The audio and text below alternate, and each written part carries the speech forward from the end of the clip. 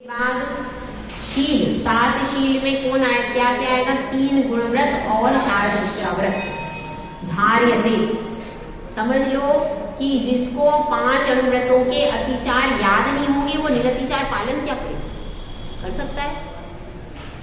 उसको सारे अतिचार कंठस्थ बिल्कुल याद होना चाहिए। याद होने के बाद उसको पालन करने में दक्ष हो गया है, उसको अतिचार अब नहीं लग रहे हैं कोई। समझ में आई बात? मतलब ऐसा नहीं है कि अनपढ़ व्यक्ति भैया प्रतिमा ले लो का है, ऐसा नहीं है। अनपढ़ व्यक्ति प्रतिमा नहीं ले सकता, उसको पूरा इसमें स्पष्ट लिखा है 5 अनुव्रत का स्वरूप याद होना चाहिए, परिभाषा सहित, अर्थ सहित क्या होता है, और उसके बाद क्या याद होना चाहिए, 5 अनुव्रतों की 5-5 भावनाएं और 5-5 अतिचार, ये बिल्कुल कंठस्थ याद होना चाहिए। उसके बाद 3 गुणव्रत का स्वरूप याद होना चाहिए और उनके अतिचार याद होना चाहिए। उसके बाद 4 शिक्षाव्रत के भी उनके अतिचार आदि सब कुछ, उनका स्वरूप, उनका अतिचार इतना अच्छे से याद होना चाहिए कि वह प्रवचन कर सके इसमें, इतना अच्छा एक्सपर्ट हो, वो कोई भी पूछे तो तुरंत बता दे, भाई आपका कौन सा व्रत, मेरे 12 व्रत है, कौन कौन से व्रत हैं, अतिचार कितने, पूरा टोटल बता सके, उसको कहेंगे प्रतिमाधारी। जिसके पास बाकी उसको समय सार नहीं आता हो कोई दिक्कत नहीं, प्रवचन सार कुछ भी नहीं आता हो, बाकी सब चलेगा, भले ही उसको बहुत बड़ा बड़ा प्रवचन नहीं आता है, लेकिन जो नियम, जो व्रत उसने धारण किया उसकी जानकारी उसको होना चाहिए। पानी कैसे छानना है, अनछने पानी का प्रयोग नहीं करना, ये सब चीजों में तो बिल्कुल एक्सपर्ट होना चाहिए। जब वह इतना एक्सपर्ट हो जाएगा तब लिखा है, इसमें साफ लिखा हुआ निरतिक्रमण, बिल्कुल निरतिचार पालन करना सब कुछ जब वो सीख गया तब वो कौन सी प्रतिमा ले, दूसरी प्रतिमा को लेगा। 6 आवश्यक रोज पालन करता, एक आध दिन गया यात्रा में गए तो छूट गया, नहीं, बिल्कुल पालन करो। यात्रा में भी आप पूरी कोशिश करो कि आप वहां पर भी पढ़ते रहो अपना, और आपका यात्रा में यदि देव दर्शन छूट रहा है तो आपको फिर रसहीन भोजन करो अथवा फल और पानी अथवा उपवास, उसका आचरण कुछ दिखना तो चाहिए कि भाई यात्रा में भी अपन वैसे ही सामान्य खा रहे हैं। और हाँ, यात्रा में जो व्रती श्रावक लेकर के जाते तो कैसे ले जा सकते हैं, कम से कम पानी की बनी हुई वस्तुएं नहीं ले जाना चाहिए। यात्रा में आप जा रहे हैं तो फिर आप या तो दूध की बनी हुई वस्तु ले जाओ, दूध की वस्तुएं, घी के लड्डू आदि हो सकते हैं, वो भले ही आप चल जाएगा, लेकिन फिर सर्वोत्तम तो यह है कि आपको यात्रा में भोजन करना पड़े तो फल पानी ले लो, फिर भी ठीक है। मगर उसमें भी यदि आपको लंबी यात्रा पर जाना है तो व्यवस्था क्या है, एक दिन कहीं बीच में स्टॉप करो, एक दिन सुबह स्टॉप करो, सुबह स्टॉप करके वहीं पर अपना भोजन पानी कर लो और उसके बाद अगली स्टॉप को जाओ। रेल में बैठकर आपको भोजन नहीं करना चाहिए, वहां पर बहुत अशुद्ध है। व्रती श्रावक है, सामान्य व्यक्ति की बात नहीं हो रही है, व्रती श्रावक को ट्रेन में भोजन नहीं करना चाहिए। आपका सूखा सामान है जिसमें घी का प्रयोग है, ऐसी वस्तु को आप ले जा सकते हो, लड्डू आदि जो भी है आपके पास में सूखा सामान, और मर्यादित सामान जिसकी मर्यादा रह सकती है। अब जैसे लड्डू आप बनाकर ले गए तो उसकी मर्यादा कितनी होगी, 3 दिन की मर्यादा है, तो आप कम से कम अपन के अपने पास कुछ व्यवस्था नहीं भी बनी तो अपन कहीं पर भी व्यवस्था, एक कमरे में कहीं धर्मशाला में कमरा मिला, अपने कम से कम पानी और लड्डू खा लिया और फल खा लिए तो अपना कम से कम थोड़ा सा आधार हो जाएगा। तो ऐसी वस्तुओं का प्रयोग तो वो कर सकता है, लेकिन ऐसी वस्तुएं जो कि रोटी आदि है और बनी हुई चीजें हैं, उन चीजों का प्रयोग व्रती श्रावक को नहीं करना चाहिए। ध्यान रखना, लोग करते हैं ऐसे कि बना करके डब्बे में ले गए फिर वो भोजन कर रहे हैं, तो वह उचित मार्ग नहीं, ये ध्यान रखना। इसके बाद क्या बताया, अब 16 का भी भोजन करना है और 16 के भोजन के साथ में पूरे अपने व्रत, पूरी प्रतिमा, पूरा स्वरूप, और उसको कितना याद होना चाहिए, उसको व्रत प्रतिमा तक की पूरी परिभाषा और पूरा याद होना चाहिए। मतलब अब उसको क्या क्या याद होना चाहिए? 12 व्रतों का पूरा याद होना चाहिए, स्वरूप और अतिचार भावना, और उसके बाद दर्शन प्रतिमा और व्रत प्रतिमा का पूरा स्वरूप याद होना चाहिए। तब जाकर के वो क्या कहलाएगा? व्रती श्रावक। केवल 16 का भोजन करने से व्रती नहीं कहलाता। लोग तो बस क्या समझते, क्या है भैया, हाँ भैया 16 का भोजन करना है बस हो गया। ऐसा तो नहीं बताया इसमें। 16 का भोजन मात्र करने से आप व्रती नहीं। ये जरूर है कि उसमें एक अंश है, 16 का भोजन करना उसका मात्र एक अंश है, ताकि आपका आचरण दुनिया में दिखे और आप शुद्ध भोजन करोगे तो आपका आचार विचार भी धीरे धीरे शुद्ध होगा। इसलिए वह मात्र उसका अंश 50% हो गया आपका 16। शुद्धता का ध्यान रखना, हर चीज में शुद्धता, मन वचन काया की सामायिक में भी ध्यान रखना पड़ेगा और ये सब ध्यान रखेगा। और क्या है, जो व्रती श्रावक होता है ज्यादातर हमने संघों में देखा है 2 बार सामायिक का नियम होता है। 2 बार कम से कम नियम से सामायिक को करता है। कम से कम मतलब अभी उसका 48 मिनट का नियम नहीं है, पर कम से कम 24 मिनट तो दोनों टाइम उसको सामायिक करना ही चाहिए। और यदि नहीं करता है तो कम से कम मतलब 24 मिनट तो कंपलसरी करना पड़ेगी। 2 सुबह और शाम कर ले। दोपहर में भाई भोजन बनाता है, कोई महिला आती है तो दोपहर में नहीं कर पाता तो दोनों समय तो उसको शांति से एक स्थान पर बैठ करके सामायिक करना है 24। और क्या करना है, एक बार प्रतिक्रमण करना अनिवार्य है। एक बार उसको प्रतिक्रमण, कौन सा प्रतिक्रमण? जिस प्रतिक्रमण में पूरे व्रत के, 5 अनुव्रत के, 3 गुण व्रत के, 4 शिक्षा व्रत के पूरे अतिचार बताए गए हैं। और ऐसा प्रतिक्रमण, खाली वो आलोचना पाठ बोलने से काम नहीं चलेगा, काल अनुक्रमण नहीं चलेगा उसको।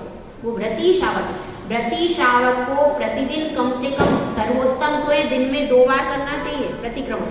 दिन में 2 बार अपनी पूरी प्रतिमा का, और आया है याचक कुंद के द्वारा लिखा हुआ श्रावक प्रतिक्रमण अलग से प्राकृत का है।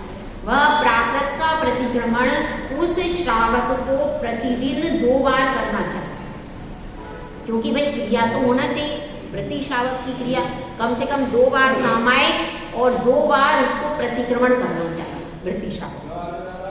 और क्या करना चाहिए, धार्यते निशल्य व्रती होता है वह शल्य रहित रहता है, उसको कोई शल्य नहीं होता। शल्य मतलब क्या होता है, जो प्रति समय शुभती रहती है उसको शल्य कहते हैं। शल्य 3 प्रकार की होती है, मिथ्या, माया और निगम। तीनों शल्य मिथ्यात्व सहित ही होती है और यह तीनों शल्य मिथ्यात्व सहित होती है।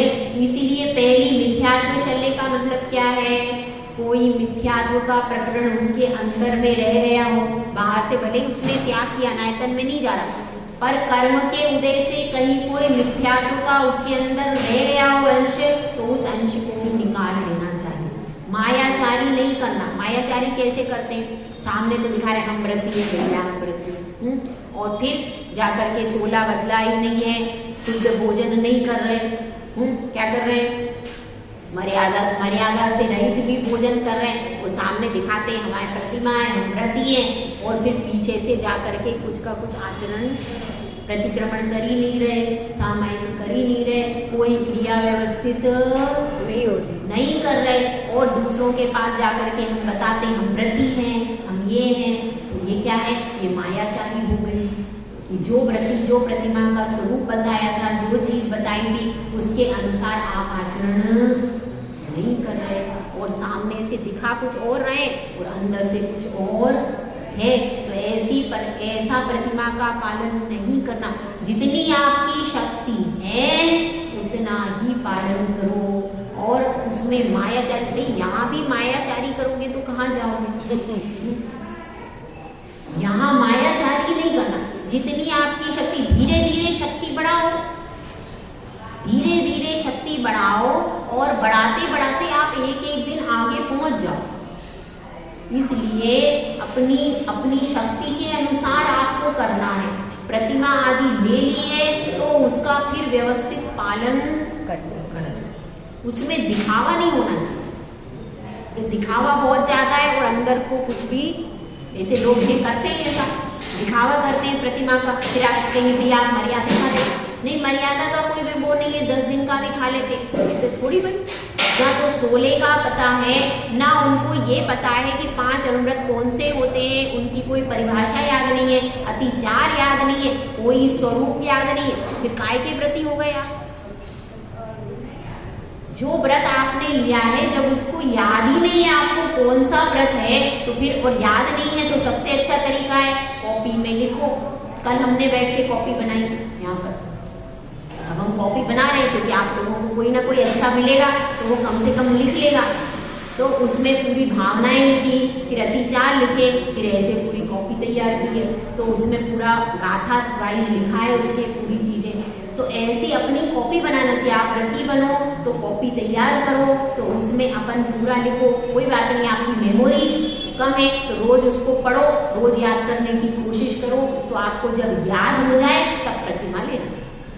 जब तक आपको याद नहीं है तब तक प्रतिमा का कदम न उठाना, क्योंकि इसमें स्पष्ट लिखा है निरतिक्रमण होना चाहिए। निरतिचार पालन कब होगा? जब आपको याद होगा। जब याद ही नहीं है तो निरतिचार हो सकता है क्या? ठीक है। तो अब इसमें बात चल रही है निशल्य। मिथ्या तो आपको बता दिया, माया बता दी। निदान शल्य कैसी होती है? निदान शल्य में भोगों की इच्छा उसके अंदर रह जाती है। मुझे ये भोग मिले, मैंने प्रतिमा धारण कर ली है, मुझे ये सामग्री मिले, मुझे बहुत बहुत अच्छा भोजन मिले। बहू क्या करे, बार बार मुझको पूछे खा लो, सासू जी आगे पीछे घूमे मेरे, तो ऐसी उसकी इच्छाएं रहती कि मुझे भोगों की सामग्री पहले से ज्यादा मिले। तो ऐसी सामग्री का क्या हो जाएगा? निदान हो जाएगा। तो ऐसा निदान भी बांधना नहीं है भोगों की सामग्री, क्योंकि कहते हैं भोग अरुचि परिणाम, संयम भाव जगे जहां प्रतिमा था। भोग के प्रति अरुचि होना चाहिए, कल भी आई थी इसमें बात। भोगों के प्रति अरुचि होना चाहिए, और कदाचित देख करके किसी को कि बड़ी वो बड़ा सेठ है, मैं भी ऐसा सेठ बन जाऊं प्रतिमा के प्रसाद से, ऐसी भावना, ये क्या है? ये निदान हो जाएगी। तो ऐसी शल्य को उत्पन्न नहीं करता, ये हो गया शल्य से रहित होता है। और फिर उसको क्या कहते हैं? योसो व्रती नाम मतो व्रतिका, उसको व्रती श्रावक कहा जाता है। किसको? जिसके पास ये सब चीजें निरतिचार रूप से जो 12 व्रतों का पालन कर रहा है, उसको कहा जाता है व्रती श्रावक। समझ में आ गया? ये सारी चीजें जो मैंने बताई, ये सारी इस 2 प्रतिमा के अंतर्गत, और वो इन सब चीजों में एकदम एक्सपर्ट हो चुका।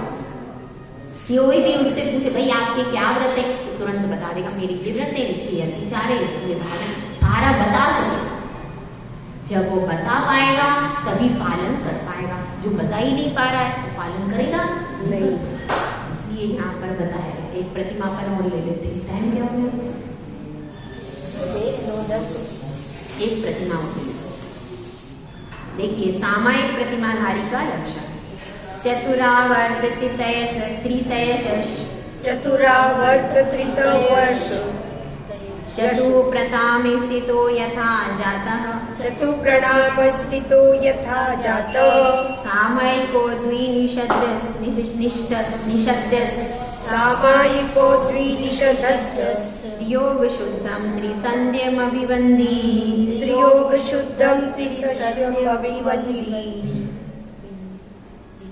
4 आवर्त और 3 क्या करना चाहिए? चतुरावर्त यानी चारों दिशाओं में 3-3 बार आवर्त करना और 4 बार प्रणाम करना। ठीक है।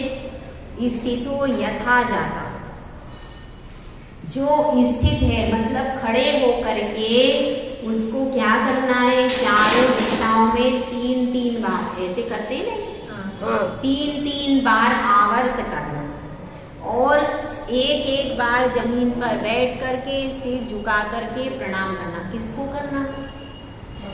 चारों दिशाओं में आता है श्लोक। प्राग देवी दिव्यंतरे केवली जिन सिद्ध साधु गण देवा ते सर्वर्ती समर्था योगी गणास्थानाम वंदे।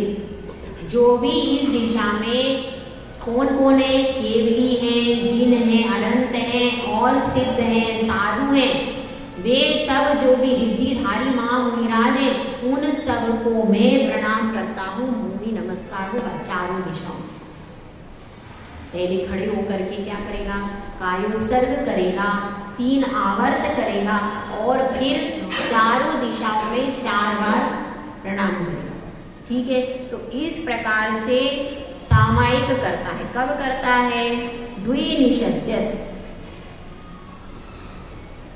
निषद्यस, उसके बाद बैठकर करता है। सामायिक कैसे करेगा, बैठकर भी कर सकता है और कोई माता जी अगर है, आरिका है या कोई त्यागी व्रती महिला है, उसको बैठकर भी सामायिक करना। हाँ, खड़े होकर वो चतुर्दिक वंदना कर सकती है, कायोत्सर्ग कर सकती है, उसमें कोई बाधा नहीं है। लेकिन जब सामायिक करेंगी तो स्त्रियां बैठ करके ही करेंगी, पुरुष खड़ा होकर सामायिक कर सकते, ये ध्यान रखना। पुरुष खड़े होकर सामायिक कर सकते हैं, मुनिराज भी। आचार्य तपस्वी सम्राट सन्मति सागर महाराज जी जो थे वो खड़े होकर सामायिक करते थे, कई बार 3-3 घंटे खड़े होकर के सामायिक। ऐसे बहुत से साधु हैं, करने वाले करते हैं, तो वह सामायिक करते खड़े खड़े कर सामायिक करते, खड्गासन से सामायिक करते। लेकिन स्त्रियों के लिए क्या बताया है, स्त्रियों के लिए ये बताया वो दिक वंदना कर सकती है, 4 आवर्त कर सकती है, उसके बाद फिर जो 48 मिनट की सामायिक करेगी तो बैठकर करने का ही विधान आगम में आया। इस प्रकार से इसमें क्या बताया है, 3 योग की शुद्धि और त्रिसंध्या अभिबंधी, 3 संध्याओं में करना चाहिए वंदना। त्रिसंध्या लिखा है ना, 3 संध्याएं कब कब होती हैं भैया, 3 संध्याएं। एक तो जब सूर्योदय नहीं हुआ है उसके पूर्व का समय, सूर्योदय के पूर्व का समय होता है, वो संध्या कहलाती है। जबकि रात्रि का भी अवसान हो रहा है, अवसान हो गया है और सूर्योदय हुआ नहीं, वह भी बीच का जो समय है उसको कहते हैं संध्या काल। उसके बाद मध्याह्न काल, मध्याह्न काल में 11, 11:15 बजे के बाद से आप कभी भी कर सकते हो, 12, 12:30 तक जो काल होता है वो मध्याह्न काल। उसके बाद अंत में कौन सा, सूर्यास्त के समय का जो काल है जिसमें संध्या होती है, वह उस संध्या, तीनों संध्या कालों में वह मन वचन काय की विशुद्धि पूर्वक भगवान की वंदना करता है, सामायिक करने के लिए तैयार होता है। उसको क्या कहते हैं, उसको सामायिक प्रतिमाधारी श्रावक कहते हैं। और जिसने सामायिक, अब उसने सामायिक प्रतिमा ले ली तो अब सामायिक करेगा तो अब ये व्रत और दर्शन प्रतिमा का पालन थोड़ी करेगा। पहले ही कह दिया था, पूर्व के गुणों को लेकर और आगे को बढ़ाते जाना है। आगे के जो है बढ़ते जाएंगे, पर पीछे का छूटनी, ऐसे नहीं आगे पाठ पीछे सपाट, ऐसा थोड़ी करना है। ऐसा करना है क्या, नहीं है। जैसे किसी ने सम्यक दर्शन को धारण कर लिया तो अब वो क्या बन गया, अब वो बन गया, अब उसने अब वो चारित्र धारण कर लिया तो अब क्या कहेंगे, भैया अब सम्यक दर्शन का कोई मतलब नहीं, अब तुमने चारित्र धारण कर लिया। ऐसा नहीं है, सम्यक दर्शन का भी जो पालन है वो पूरा करना पड़ेगा, तब फिर आप आगे चारित्र की सीढ़ी चढ़ोगे, तभी आपका सम्यक चारित्र कहलाएगा। इसी प्रकार से पूर्व का जो दर्शन प्रतिमा आदि है उसका व्यवस्थित उसको पालन करना है। दर्शन प्रतिमा भी निरतिचार पालन करना है और व्रत प्रतिमा भी निरतिचार पालन करना है। दोनों निरतिचार पालन करने में जब वह एक्सपर्ट हो गया है तब तीसरी प्रतिमा उठाना चाहिए। समझ में आ रही बात? दोनों प्रतिमाओं का कम से कम 6 महीने का समय लेना चाहिए। दर्शन प्रतिमा लिए, उसके बाद 6 महीने का समय लो आप व्रत प्रतिमा के, फिर 6 महीने में आप पूरा प्रयास करो कि मैं एक्सपर्ट हो जाऊं। पूरा ध्यान किस पे रहना चाहिए आपका, प्रतिमा के पालन पर। प्रतिमा के पालन पर रहना चाहिए पूरा ध्यान, बाकी इधर उधर की चीजों पर ध्यान नहीं रहना चाहिए।